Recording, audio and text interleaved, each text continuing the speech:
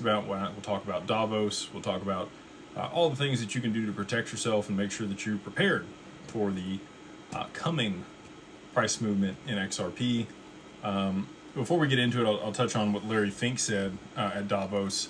I was actually just listening to this. So, old BlackRock is talking about tokenization of financial products at scale, and how both Brazil and India are very progressive in their CBDC or their digital currency rollout. He's thinking, that we're likely going to see the tokenization of financial markets much sooner than later. And the way that he discussed it, he mentioned that it should be just on one network or one chain where things are tokenized. That's going to be difficult to do if you wanted a high level of throughput and TPS, or transactions per second, and you also wanted smart contract capability. Ethereum is, slow and expensive, but has great smart contract capability. Proof of stake, there's a couple different consensus mechanisms. Bitcoin is proof of work, which is very energy intensive. On the stage there with Brad Garlinghouse, he was talking about the different consensus mechanisms, and then Brian Armstrong, chimed in that proof of stake is 99% more energy efficient than proof of work, which is actually the case. We know that Ethereum migrated from proof of work over to proof of stake a few years ago, and they were talking about how that would increase throughput and reduce fees, and it didn't. So, as things sit today, really the only thing it could handle even close to the transactional volume of the back end of the stock market or these markets would be the XRP ledger that has clarity, in my opinion. Again, this is my opinion, but both Bitcoin and ETH have been designated commodities for a while, and with Bitnomial giving the blessing by the CFTC and Caroline when she was still there before she went to MoonPay, XRP got the listing there also. So with all that being said, I think XRP is a commodity here in the US. I mean, it's listed on Bitnomial as such, and until we get the Clarity Act, it's really going to be the only option they have in order to be able to tokenize these markets. We did get permission domains across the line today over there on the amendments. We're now in the 2-week holding period before that's implemented on the mainnet.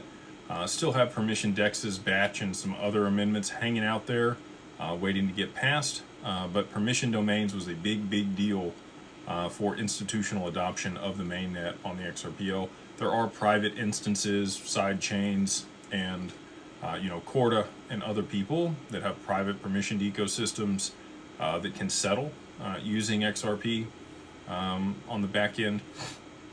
Batch payments is the other piece there that is pending on the XRPL.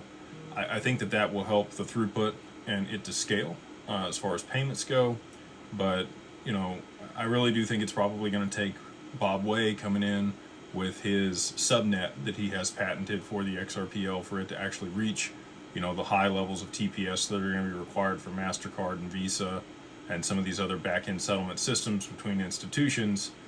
Otherwise, 1500 TPS, which is what they've pushed the ledger up to in the past, just isn't going to cut it, and it really didn't stay there very long. It's you could scale, you could try to scale using side chains and settling back to the mainnet. I do think that they'll do that. I think they'll use payment channels, and I think that they'll also have to use again the subnet, and that came from Matt Hamilton. Him and I had a discussion, probably about a year ago, and I asked him, when he wasn't being a dick over there on Twitter, about how that could happen, because he is very intelligent. Like, he is extremely intelligent when it comes to the XRPL. He's advocated for a long time that ISO wouldn't do anything.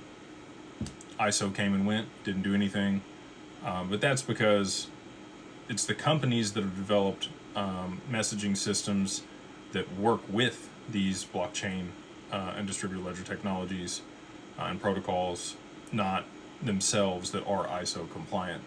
Both Stellar and Ripple have developed that stuff. So anyway, he said when I asked him how it would be possible for it to scale to that level of TPS, 30,000 plus, he said that it would require a subnet, either implicit or explicit, on top of the XRPL for it to reach those that level of throughput. So I think that's what we're on the precipice of here. Big things happening this year in 2026 as far as tokenization goes. People probably will ask me about the Clarity Act, but I'll go ahead and touch on that. I did say 2026.